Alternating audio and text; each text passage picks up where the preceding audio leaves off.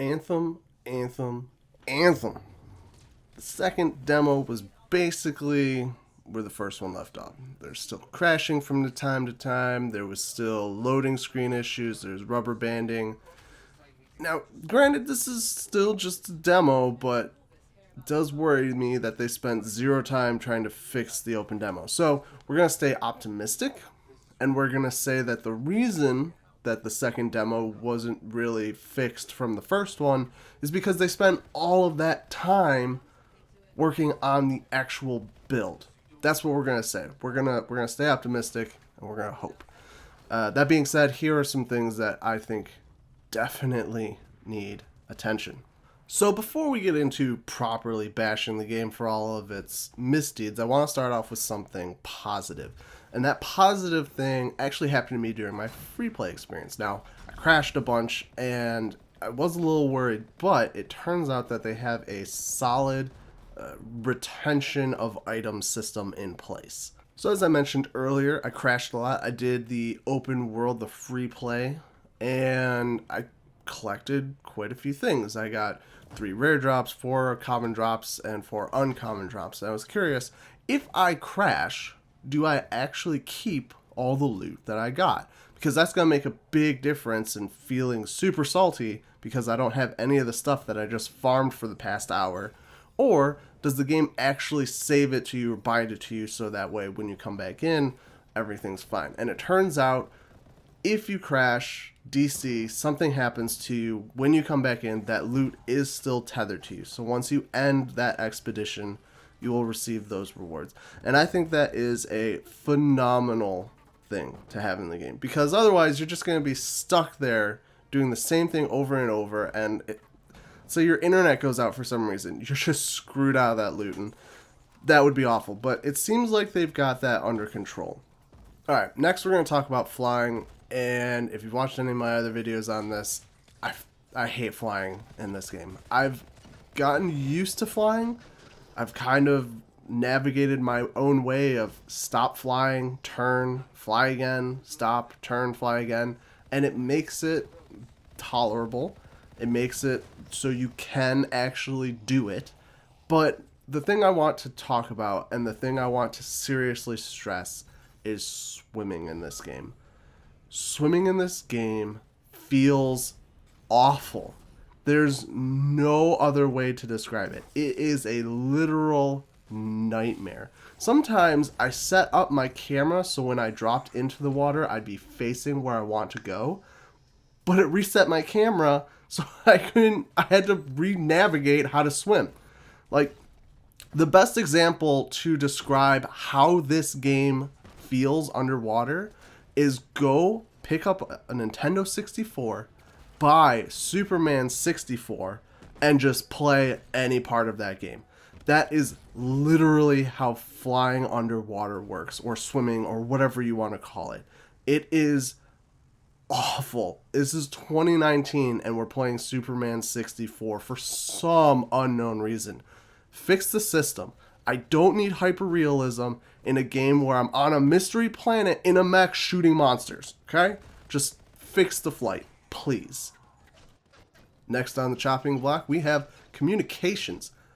There are none. There were 0 ways to communicate with other players in the demo, so hopefully the actual game does allow for this, even if it's just typing in chat. But there's too many times I'm spent sitting on the ground waiting for somebody to come pick me up when there's no enemies around me. It's completely safe to revive me, and I just want to let them know this is the case. And I would have loved to have known if other people were in a safe place, but there's no way to communicate. So you're essentially stuck there just waiting for them to eventually notice that you're down and in a resurrectable spot. I know anytime you implement talking, it's just going to add an amount of toxicity because that's just the world we live in, but there has to be something, or a voice command or something. There has to be some way to communicate to your teammates. And right now, there is just no way to do that outside of playing in a private group on Discord.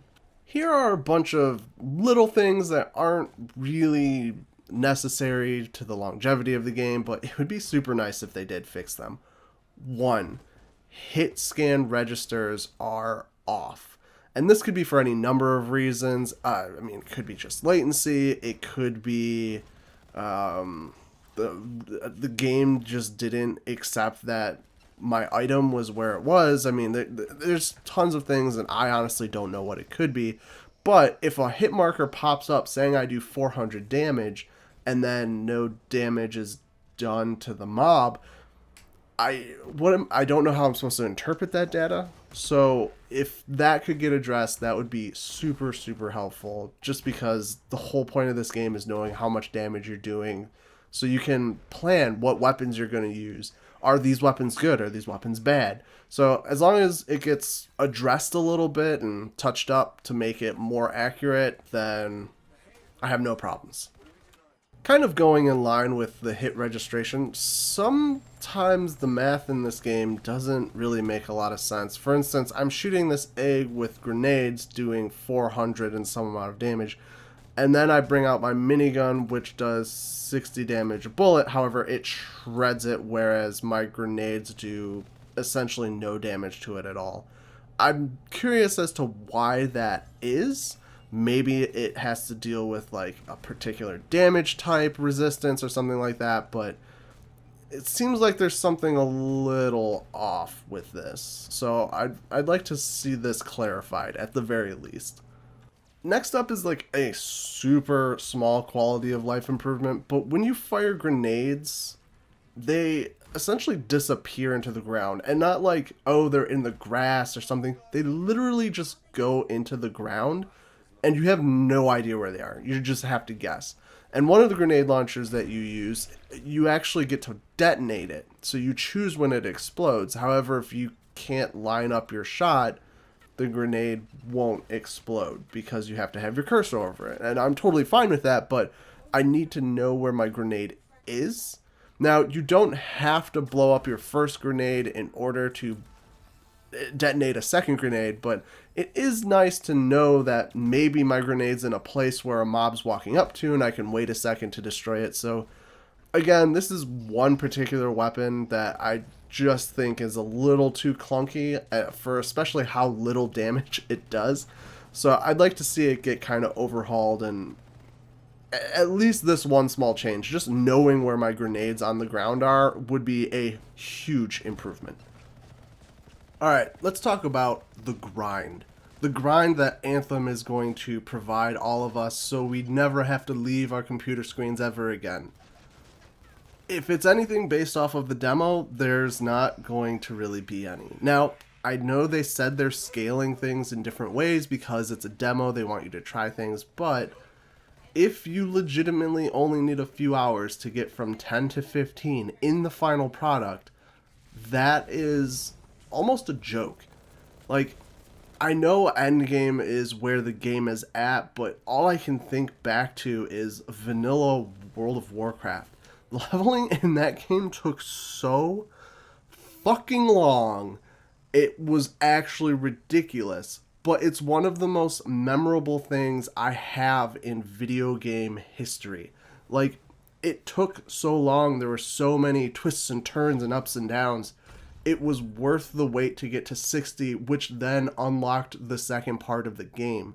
This game needs to have something like that. Getting to level 30 in a day, you're shooting yourself in the foot. You're essentially just taking all of the time people could be putting into your game, and you're saying, you don't need that. Play the end game right now, which we don't have a ton of material for, so have fun grinding that. And then we're going to lose our entire player base because everyone's got everything within the first month, maybe. So I hope you're not aiming for everything to be complete in a month. Like, obviously there's going to be the no-lifers, the tryhards, etc., but hopefully leveling at least takes time. I'd be remiss if I didn't say I hope that the mission doesn't take you all the way to level 30. I hope it stops at 20 or 25, and then you have to grind the rest out via open world events or doing the strongholds, something like that. I think your leveling experience needs to be a lot better, especially if you're in a grind game. Make it grindy. It's okay to do that, so long as the reward is worth it. Alright guys, that's it for the video. Let me know, did you have a similar experience to me, or am I just completely off base here? If you liked the video, please go ahead and subscribe. Hit the like button. If you want to be notified when a video is uploaded, hit the bell. And I'll see you guys in the next one. Later. I want to be a Titan.